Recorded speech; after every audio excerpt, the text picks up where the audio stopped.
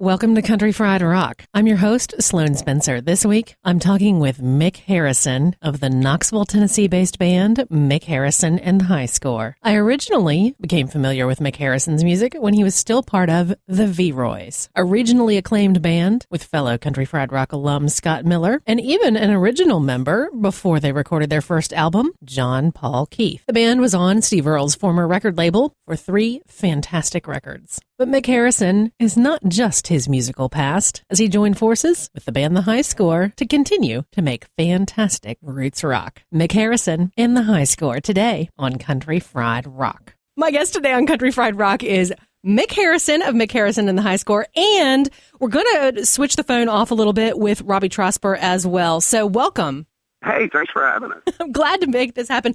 I was saying off the air, I was like, I kind of been stalking y'all in a completely professional manner for a while, so I'm really happy to have you with me today. Thank you. And like I said, too, we need a whole lot more you people to stalk us like this. Grateful for that. Grateful for that. I am obviously familiar with many of your bands over the course of the time, but how did you get into music?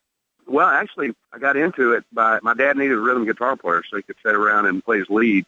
That's actually how I got into it. And I wasn't a very good guitar player, so I started writing songs. Oh, yeah, that's the deal. My dad was a great guitar player, and he was like, hey, let me show you this. And he would just show me some blues riffs or whatever, and that's kind of how I got started, for me anyway. Cool. So when did it become something beyond just supporting your dad?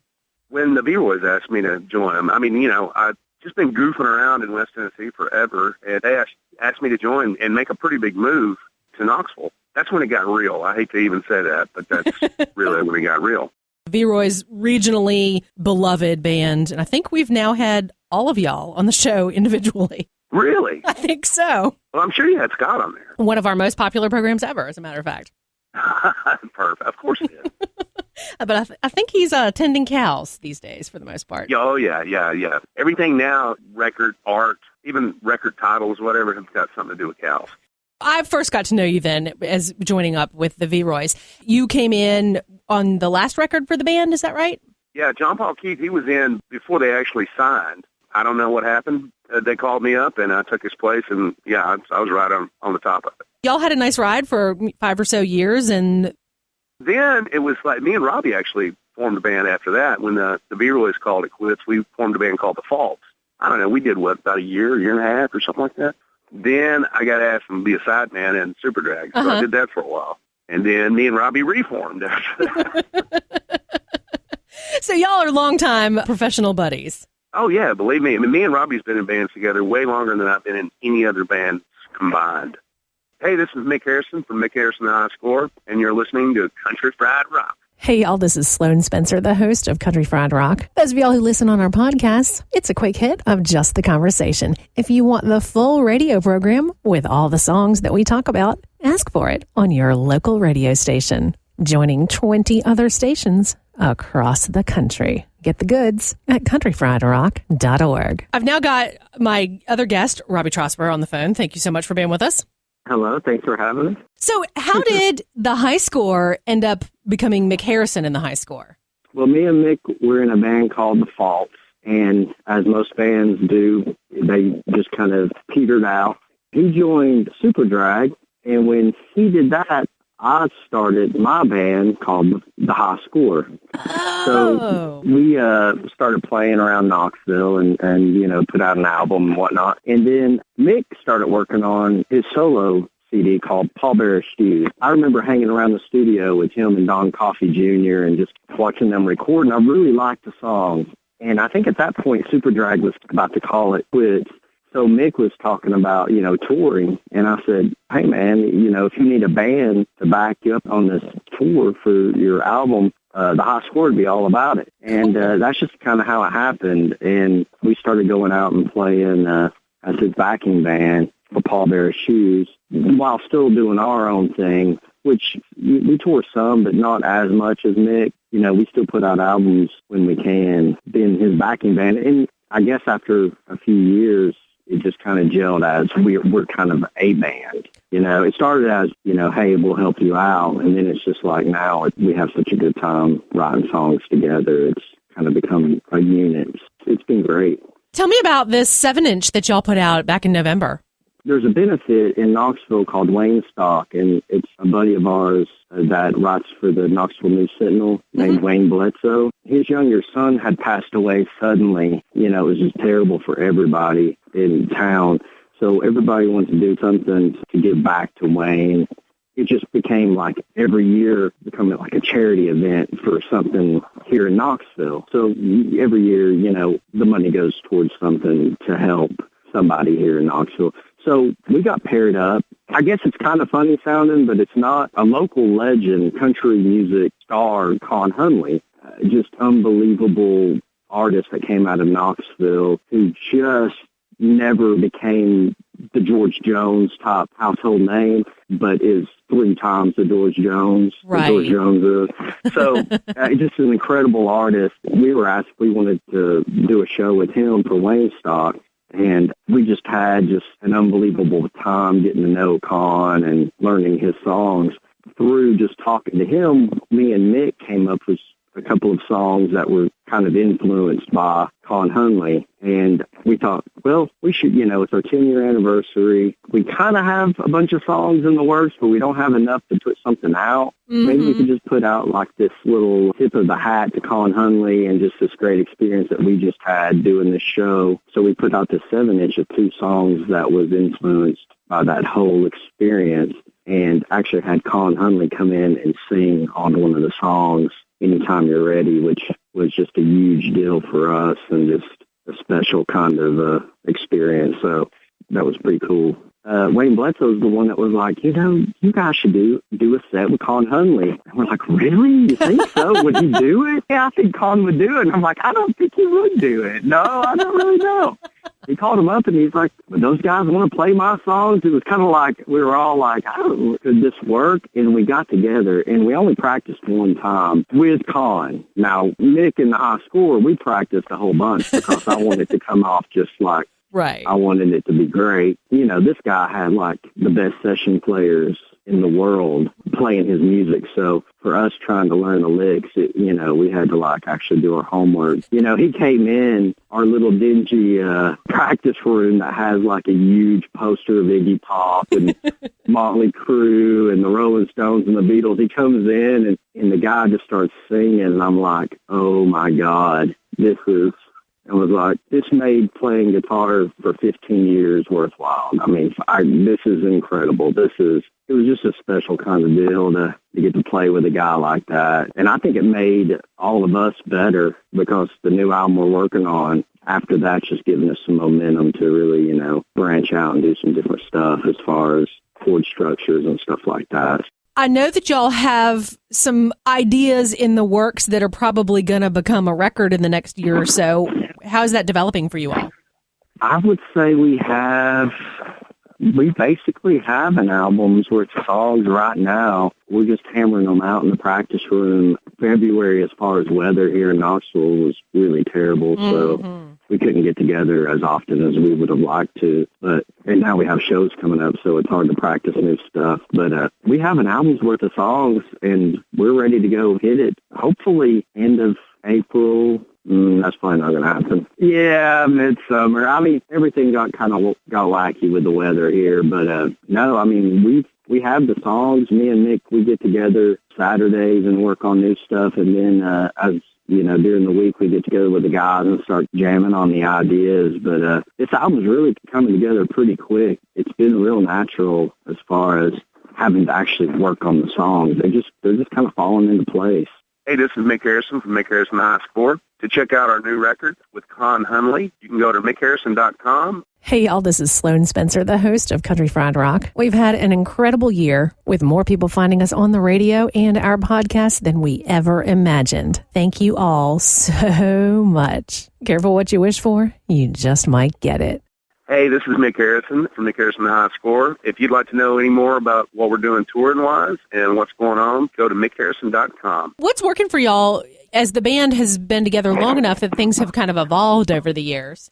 You don't want to outthink yourself, but you want to, do something different. You don't want to write the same album. We always go into every album, and we always have a talk we're really far out as far as our ideas. But as soon as we start playing, you kind of know what you want to do. We're all on the same page as far as sound, our sound. You know, I mean, it's evolved finally into something that's our own. You know, it might have started with a love of a certain artist or a certain sound, but I mean, we kind of are doing our own thing now. You kind of want to push it forward, but you don't want to get too silly with it either. It's really easy to go in the studio and start adding a bunch of instruments or adding a bunch of parts. That might sound cool as far as an album, but when you go to play it live, it doesn't translate. You want to like stay true to doing something new, but actually being able to pull it off as a real band, not, you know, some kind of Pro Tool band. You know, we're not going to have a laptop on stage with us. We're all fans of bands that do a lot of layers and a lot of like different stuff, but we're a rock band. If you can't rock out new songs live, there's no point in putting them as Mick Harrison in the High School. You might as well start some kind of solo band and put it out and never do them live. You know, I mean, we've kind of got to a point where we feel like we want to do the best songs we can studio, but be able to do those live. Is there a role to maybe bring in a producer to help you do that? You know, I think that every now and again, you know, maybe have somebody come in, but to be as honest, I mean, we just don't have the money to pay somebody to come in and tell me that I should play a different amp on that song.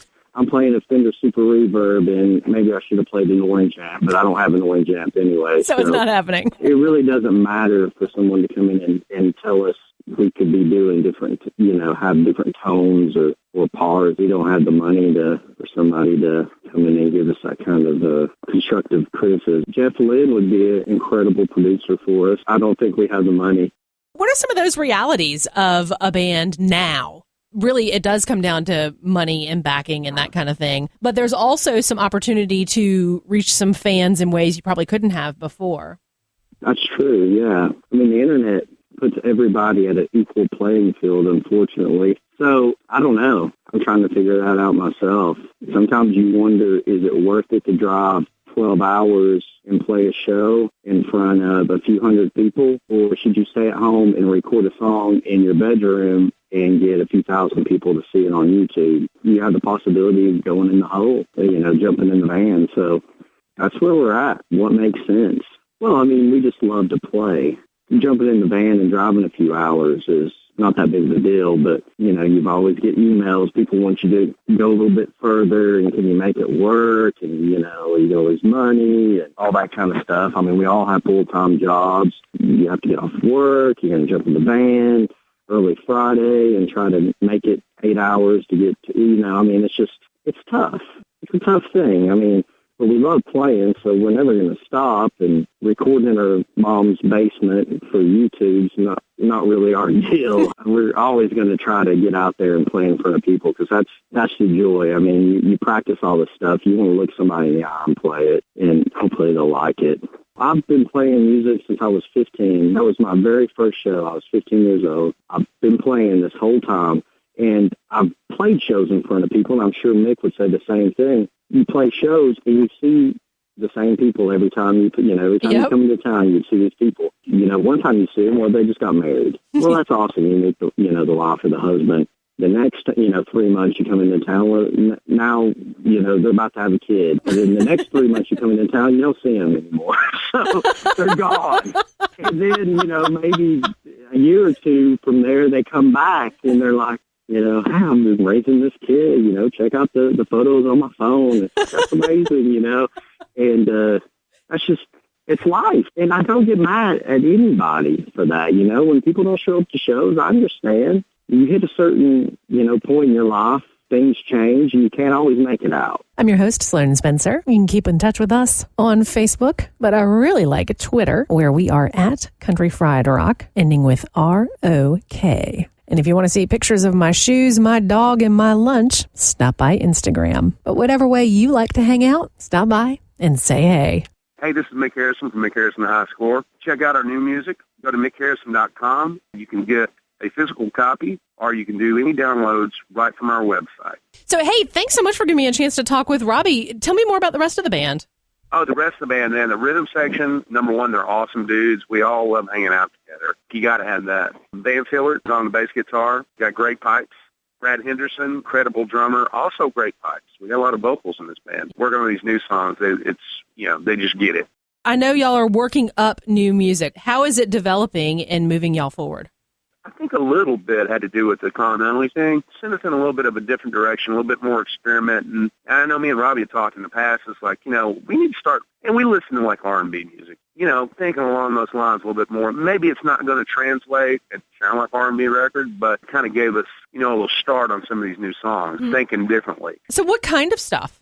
I usually start out the song and then I'll bring it to Robbie and he'll like make it bigger. Every time we get together in different levels, it always gets better and better and more, refined or whatever. So, I may sit around and go like, okay, I'm thinking about Sam Cooke on this. And then I sound like Steve Earle. But at least I'm starting there trying, I think between me and Robbie both, it's always going to sound like us, but and we've done several records now. Every time we're trying to do something just a little bit different, no matter what it takes just to get you on another page. That's kind of the page we're kind of on right now. I was saying also to Robbie that, I've seen y'all live and y'all are definitely a live band. And he was talking about that he wants your recording to reflect what y'all are capable of reproducing live. And he's right about that because sometimes I'll sit down there and like, oh, we need a whole string section on this. Oh, we need a horn section, or I would love to have like a harpsichord. That's a lot of overkill. I listen to the Beatles too much sometimes. But yeah, it's like we should be able to pull off what we're doing live. What's on the horizon? Yeah, over the summer, we've got Billy Joe's Shaver Show. We've got several shows just all over the region, kind of keeping it, Southeast, and still at the same time trying to figure out where we can squeeze in some recording time. Mick Harrison, Robbie Trosper off air, thank you both so much for being with us on Country Fried Rock today. Thank you for having us. It was great. Safe travels. Looking forward to catching y'all soon. Bye-bye. countryfriedrock.org. Copyright 2015. All rights reserved. Our 2015 bed music is from Drivin' and Cryin's debut album, Scarred But Smarter. Got a great band you want to hear on Country Fried Rock? The best thing to do is tweet us at Country Fried Rock. That's Country Fried, R-O-K. You can subscribe to our weekly podcast on iTunes. Just search Country Fried Rock. Country Fried Rock radio programs are distributed to public radio through the Public Radio Exchange, prx.org. Our Country Fried Rock stinger is from Steve Soto and the Twisted Hearts. Ever he been helping us some country fried rock.